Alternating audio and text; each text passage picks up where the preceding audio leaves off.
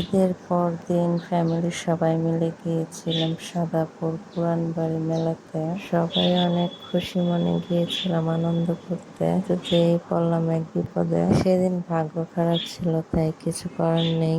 আমরা তখন মেলাতে প্রবেশ করতেছি, আর হঠাৎ দেখে দুইজন লোক আমাদের সামনে দিয়ে আসলো, আবার লাঠি সোঁটা নিয়ে গেল। তো একটু আতঙ্কিত হই, বাকি আশেপাশের সবাই একটু আতঙ্কিত হয়।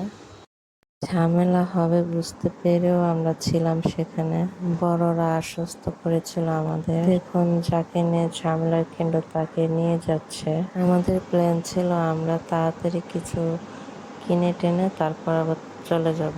আমি কিছু ক্লিপ নিতেছিলাম, কিন্তু কিছু কিনতেছিলাম না, কারণ আমি মেলায় গেলে কিছু কিনি না, বিশেষ করে কসমেটিক্স কিনি না আর কি, কারণ সেগুলো বেশিরভাগই খুব লো কোয়ালিটির হয়।